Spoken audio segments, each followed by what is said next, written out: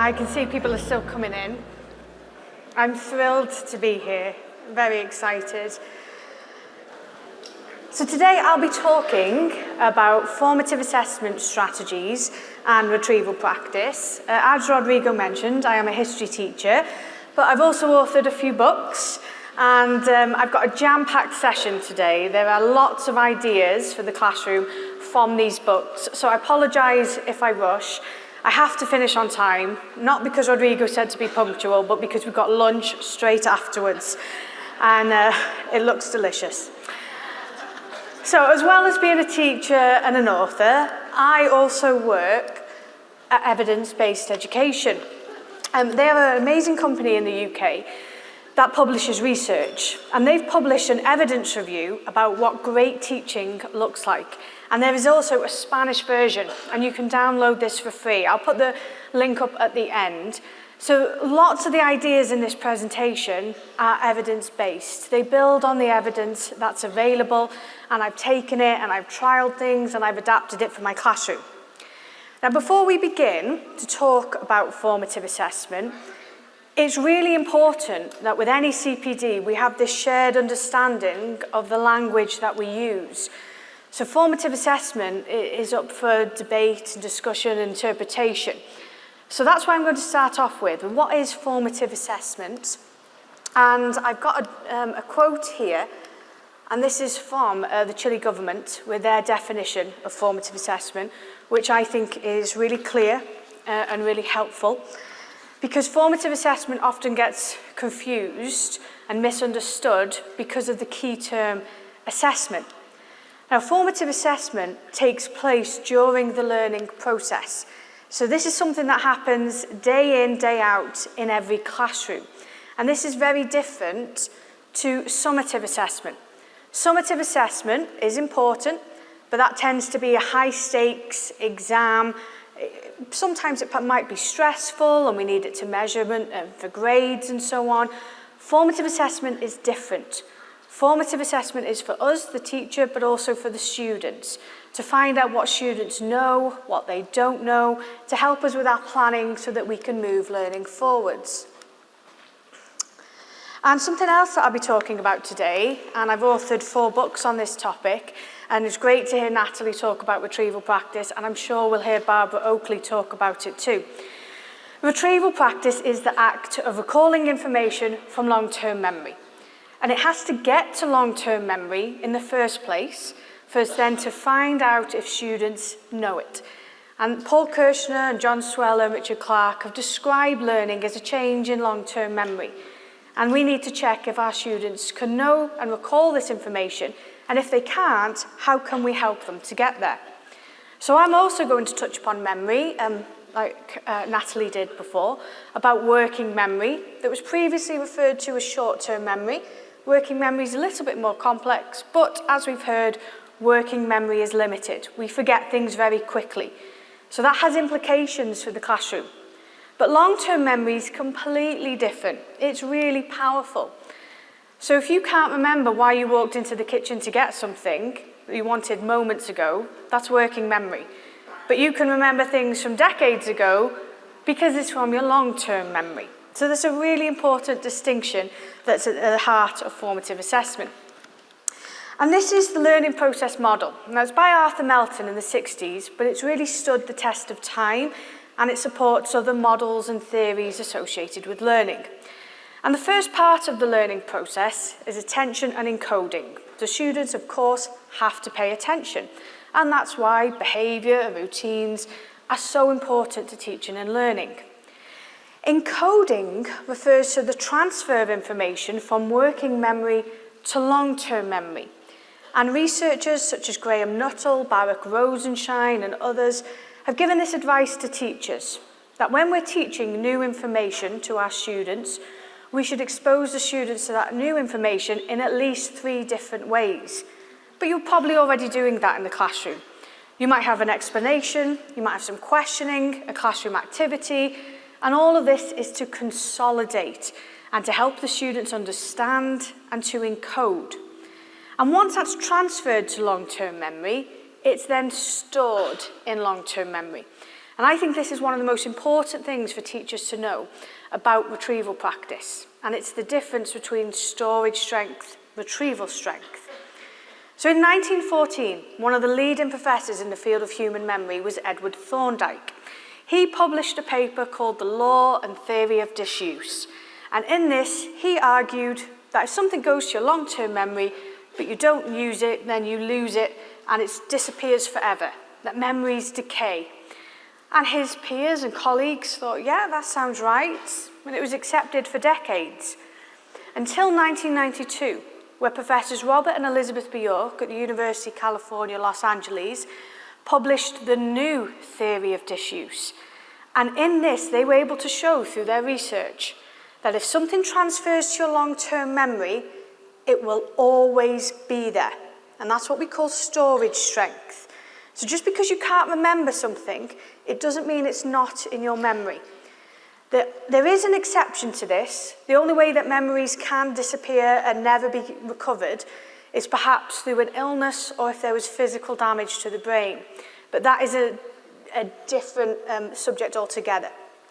So the reason why this is so important is because if you ask your students a question and they can't recall it from long-term memory, we may be tempted to go back to the beginning and teach it all over again and think, they can't remember it, they don't know this.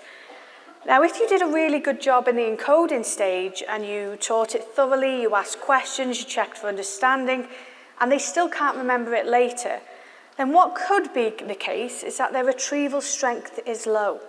So that means it is in their memory, but it's difficult to access.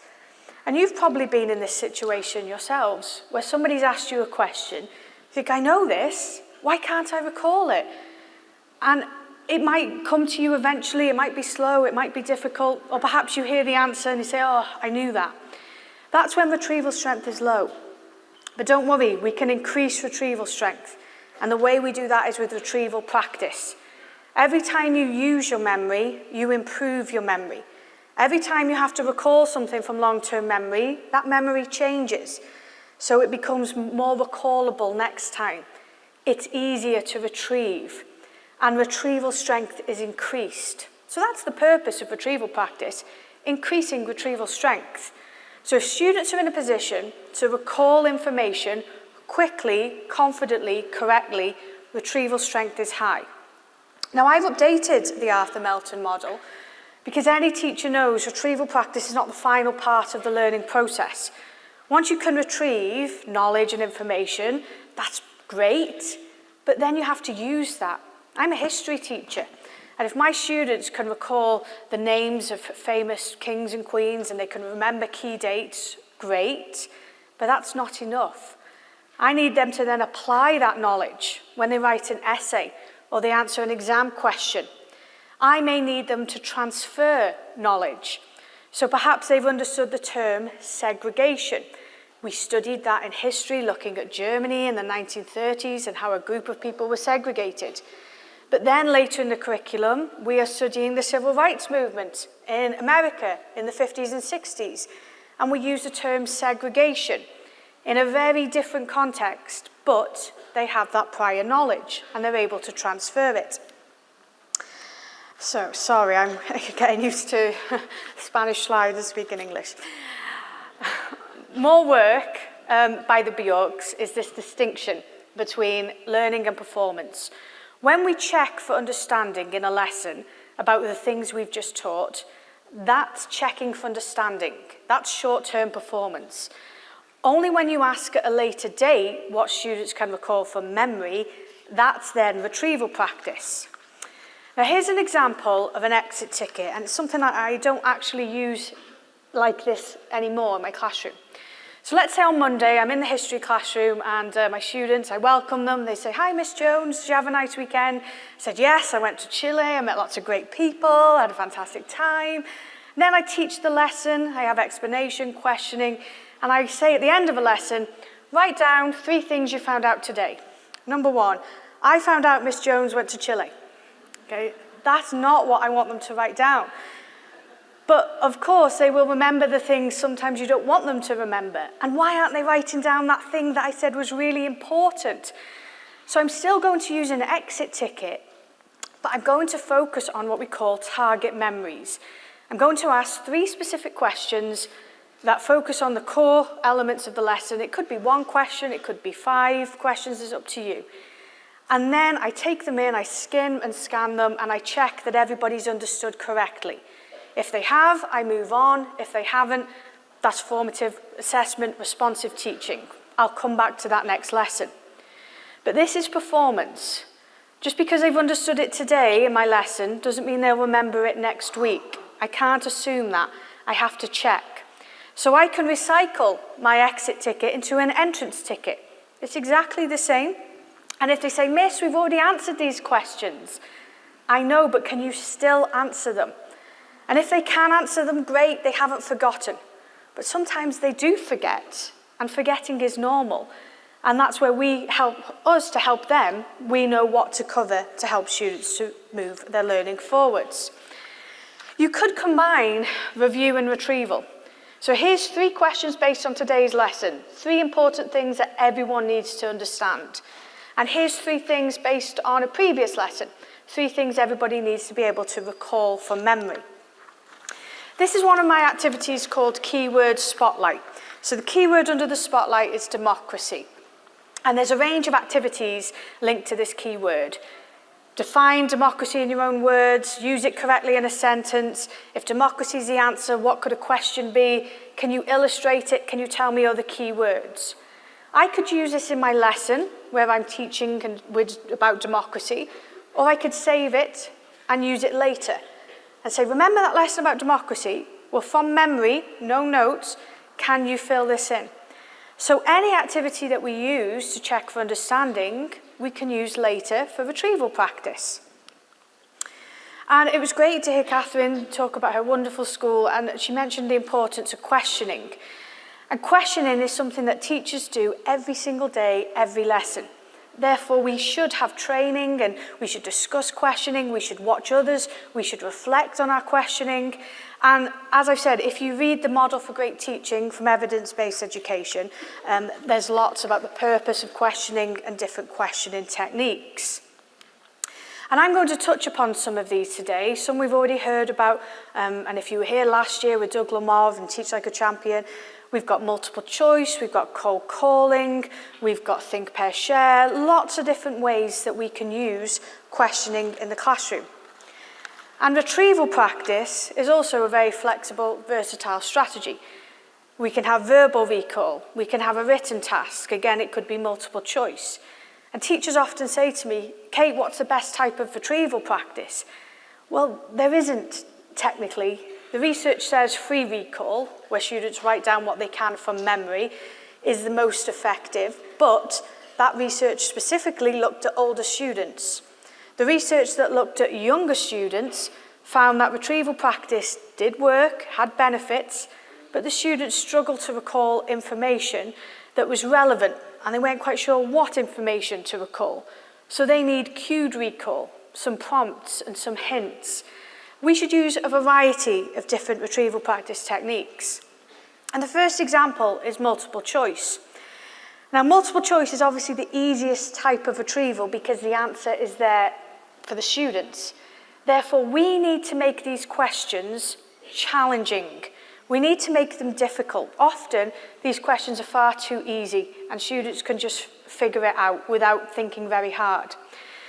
So first of all, our question should be crystal clear. Everyone understands the question, even if it's a difficult question. They know what the question is asking.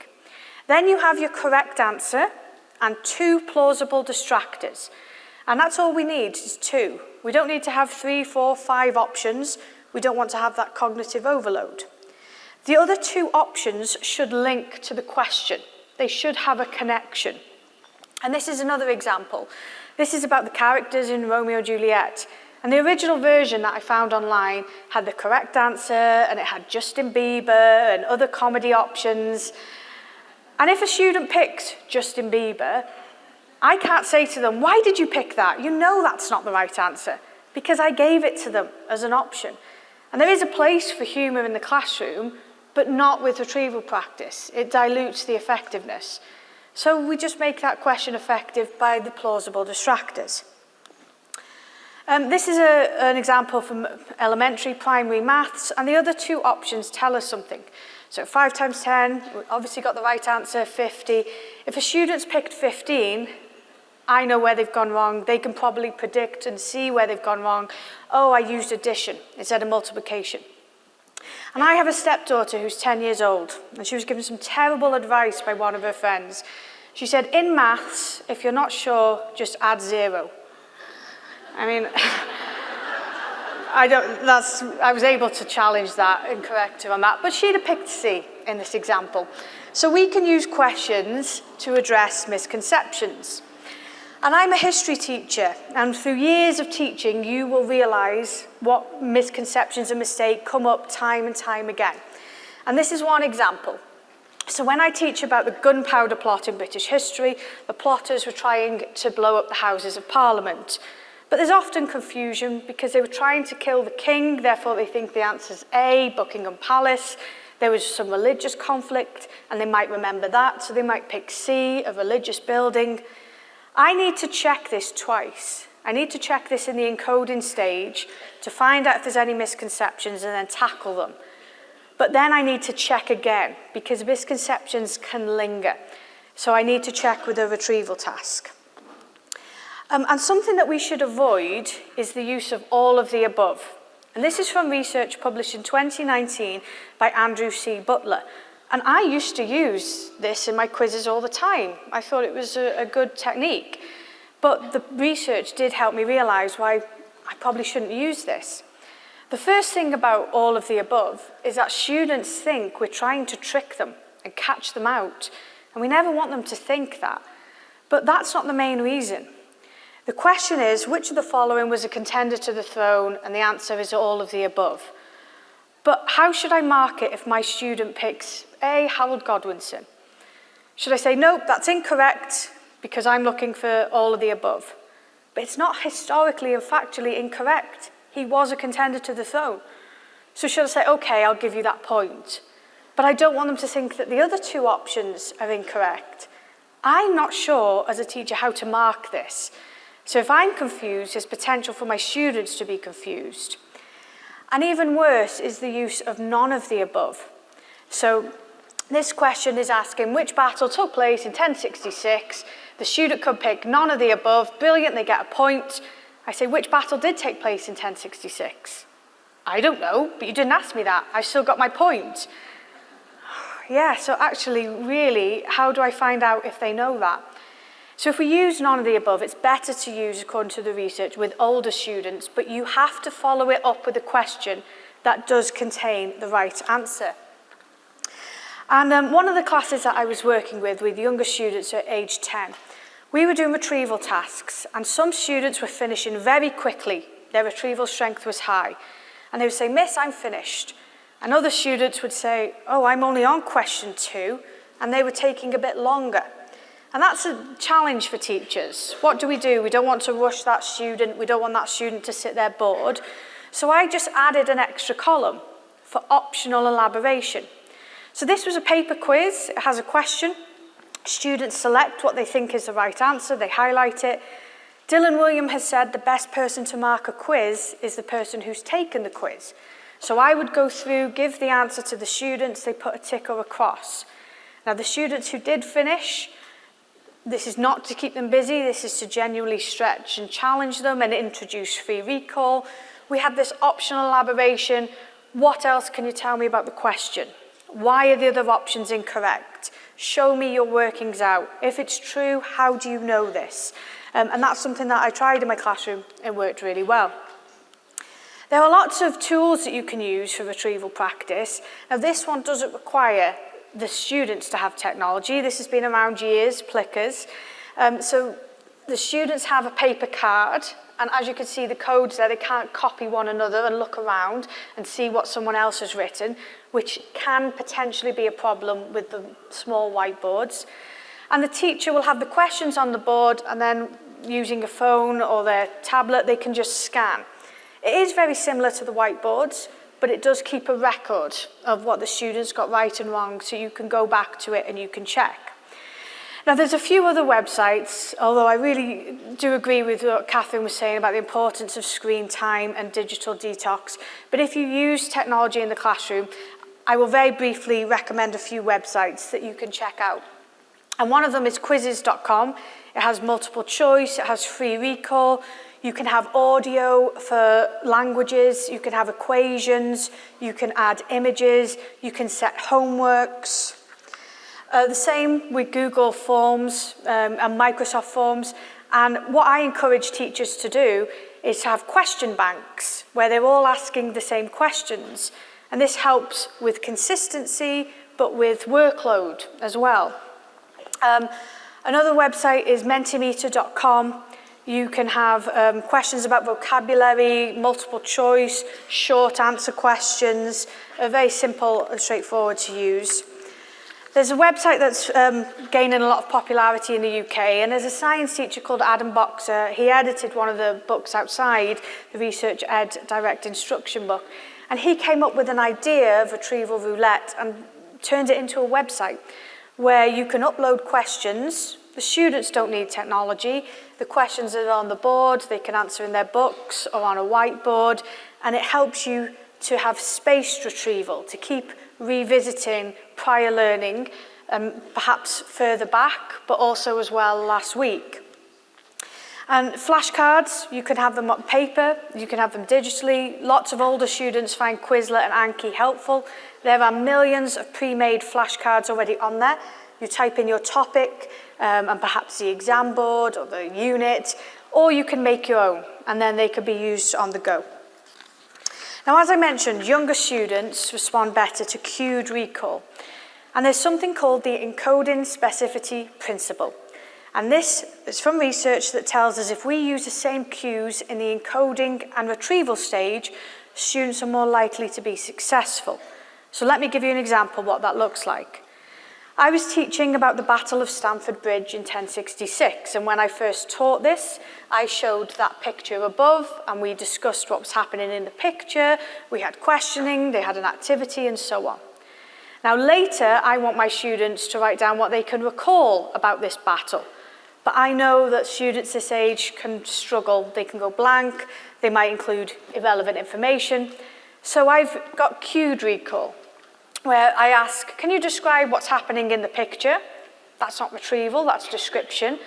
But because this is the exact same picture they saw when they were learning about the battle, it's triggered their memory. It's reminded them of the things and the information that I told them, so that everyone can write something down. So we've got here a student writing about how there's soldiers in the water.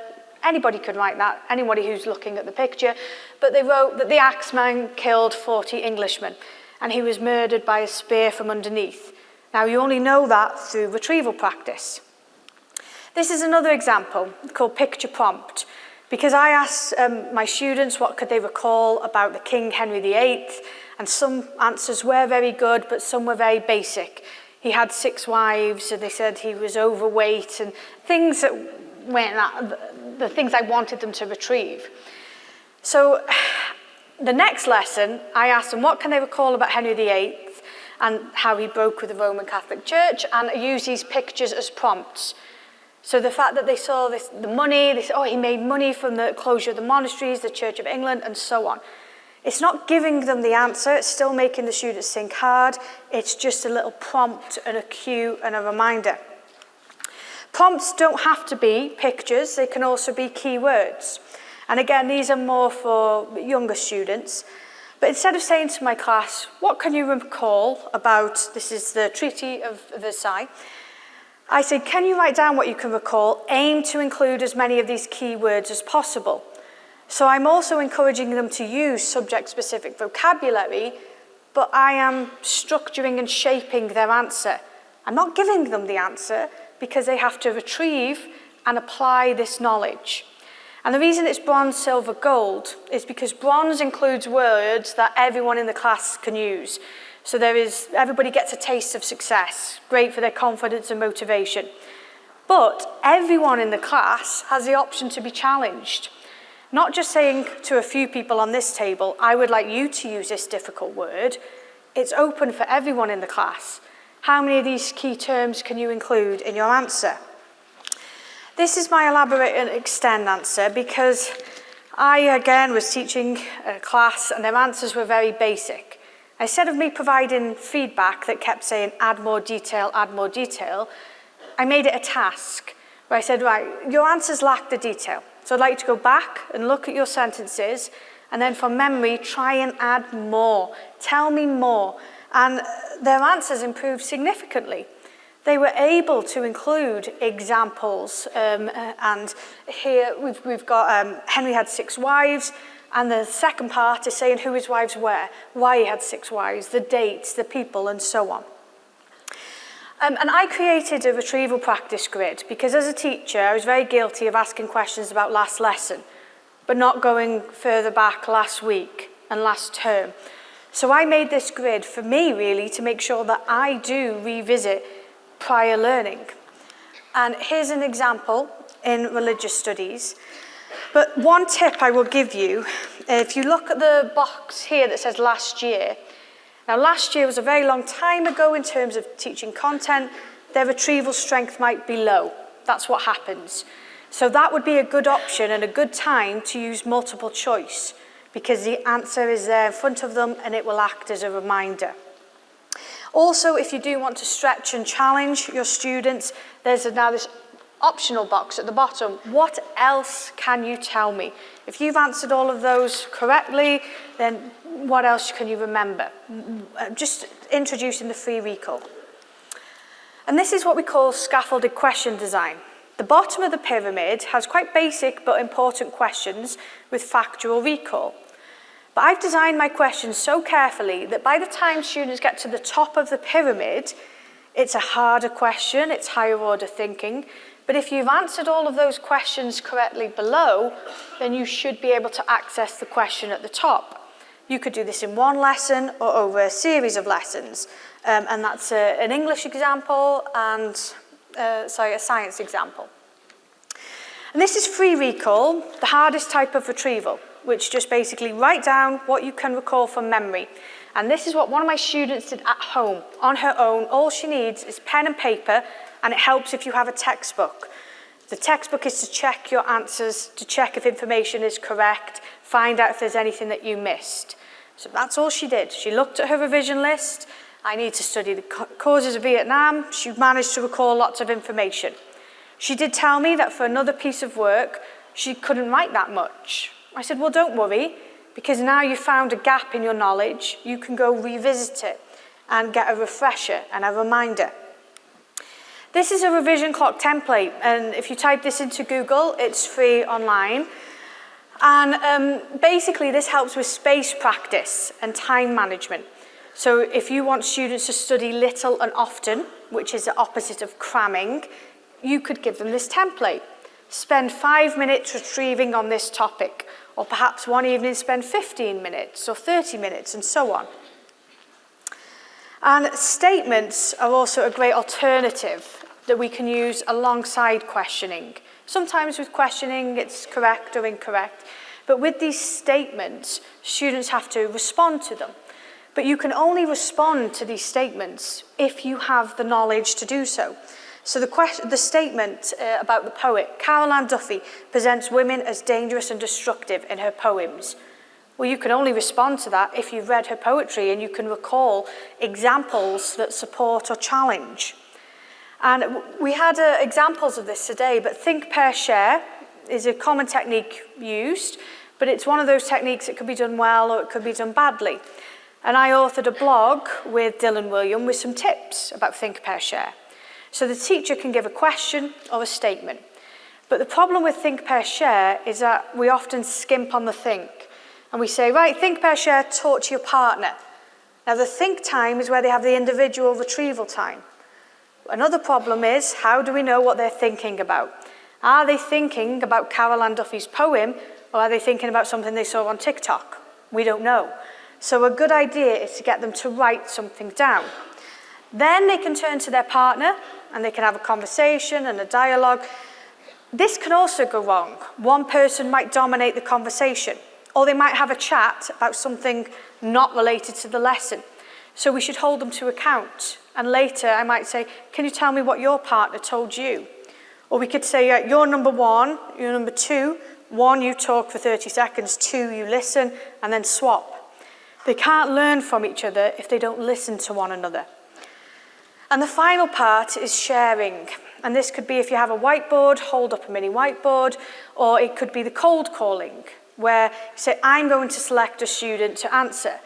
But as Catherine said, this is warmer now because they've had the think time, they've had time to discuss their answer, so they're more likely to be enthusiastic about sharing it with the rest of the class. Oh, and this is my, retrieval practice placemat, because I made the mistake of saying to my students, talk about what we've been learning about this term. And as I walked around the class, they were talking about about education, but they weren't talking about the content. They were talking about what we'd been doing. They said, oh, we watched a video, we did this activity. I wanted it to be more specific about the content. So I created this and again, this was for younger students, but to give them prompts, things that they can discuss, keywords, key individuals, give me examples of this. And retrieval practice has to be individual. If you start answering questions in groups or pairs, one person might be doing all the retrieval effort. But there are ways that students can collaborate, and this is not for everyone, this activity. This is called Walkabout Bingo. It's very noisy, but this is something that I really enjoyed. It's where students have a sheet with questions, and they have to get up and ask one another the question. And they would ask the question, and they would write the answer down, and they'd write the name of the student. As you can see, my name is at the bottom there because I play this with the class, and I always find out what the hardest question is because they ask that to me. So this is a way they can collaborate, talk to one another, but still do retrieval. Another example, you can call it cops and robbers or brain dump with a buddy, is where I say to students, write down what you can recall from memory about this topic in one column. They might have a few minutes to do that. After they've done that, they can then turn to their partner, find out something else that you can include in your column. In the second column, write down things that you forgot, that you didn't have time to include. This is free recall because there's no hints. This is cued recall. So this says, write one fact about Victorian London and then collect a different fact about Victorian London from somebody else in your class. And this is retrieval relay. It's the same principle. It's group work, but individual retrieval. And this is challenging, so I would do this at the end of a topic. So if I've been teaching my class about the causes of World War I, then in a group of 4, they all have this worksheet, and they have to fill in from memory the first box. What can you remember about the causes of World War I? And it's the end of a topic, they've got lots, they can write it down. When they fill in their first box, they then pass the sheet to somebody else in their team, and they take their sheet. And they have to read what their partner wrote in the first box and try and recall something different in the second. Then once that's filled, they pass the sheet and they take another sheet. They have to read what's been written in the other 2 boxes, what their peers have remembered, add something else, and then they pass it to the final person, like a relay baton. By the time they get to the 4th box, it gets hard. They have to try and think of something else to add that hasn't already been included. So that one does take a little bit of time. Now, just to finish off, I thought, this is a book that we have outside, actually, about formative assessment strategies from Dylan William and Siobhan Leahy, and feedback is one of those elements. So Dylan William has famously said that the main purpose of feedback should be to improve the student, not the work. Now, we do want students to improve their work, but an example of this is a spell checker or Grammarly. That will make a piece of work better and more accurate, but it hasn't helped the student. They will still be making those literacy errors and mistakes. So the feedback should be about the individual so that they can then improve next time. There's also, if you are interested in reading research, there is research on the EEF website. I'm not sure if there's translations available, but there's a really interesting guide about feedback. And another example is from Dylan William, called the detective strategy. And this is something that often students don't like, but it is effective. The detective strategy is where we have to make the students work hard. So let's say I'm in a maths lesson and I see a student has answered 5 questions and 3 are correct, 2 incorrect. And instead of saying to the student, that one and that one is wrong, I tell the student 2 of those are incorrect and you have to find them and fix them. And they'll say, well, just tell me, which one did I get wrong? Or just tell me the answer. No, I want you to try and find and fix it. And I always stay here, and if I see they're struggling, I can help them, or I might go away, come back. Because then this is making the students actually think hard, double check, and correct. And another example, and this is from my formative assessment book, this is an example from my classroom. I was giving students feedback that they didn't really understand. They understand add more detail, but they don't understand what that looks like. So I gave them this basic sentence here, and then I said, this is what a detailed version of that looks like. This is what more detail can look like in your class. So this one says here, 3 men wanted to become king in 1066. I say here who the 3 men were, why they wanted to become king, why there was a problem. And we have to model that and show them explicitly, rather than just expect them to just add more detail next time. And something that I created for my students was this read, reflect, check, and correct. Because I was quite frustrated when I would collect books in and my students who were older were forgetting full stops, forgetting capital letters, spelling basic words wrong, because they were rushing their work or perhaps not trying and not checking. So before anything was submitted to me, they would have to go through this and make sure that full stops were included, that capital letters were used correctly, check your keywords with your spelling mat, and so on. You could also use this with peer assessment. You could also say, right, well, I've checked it, but in case I've missed anything, I'm going to ask my partner to check it as well. And something with retrieval practice is students are often interested in the score. Oh, I got 25 out of 30, I'm very happy about that. Great, but which 5 did you get wrong? You need to know so you don't make that same mistake again. So I created a retrieval reflection ticket where I would make students, after quizzes, and you could do this online, you could do it in a book, at the back of their books, they would make a note of the areas that they got right, that were quite easy, they were confident, and they'd also write down the mistakes they made. And this makes them engage with the feedback, and it makes it more memorable so that they don't repeat those mistakes next time. So all of these strategies that we use in the classroom, lots of them can be used outside of the classroom, and students can use these independently. They might not have parents who encourage them to do so, or they may struggle with motivation, but we can try our best to motivate them to use these independent study strategies, to model how to do it, like that example for one of my students. And this is a diagram I created when I was thinking about how do students get successful results. Because one year in one of my classes, their results were phenomenal, and lots of my colleagues were saying, how come these results are really good? They didn't get these grades in other subjects. Yes, retrieval practice was one of the factors, but it wasn't the only one. Their attendance, and as you can see here, the grey, what they're missing. If they have poor attendance, there will be gaps in their knowledge that we need to close. If the purple one is missing the support, they may have anxiety and stress, which can have a negative impact on performance. This box in the middle, it could be mindset, it could be effort, motivation. Basically, there's only so much we can do as teachers. We don't sit the exam for the students. They have to try hard. They have to invest effort. And if they don't, then they probably won't achieve their potential and they'll underperform. And if we don't use retrieval and space practice, then they will resort to ineffective strategies and cramming.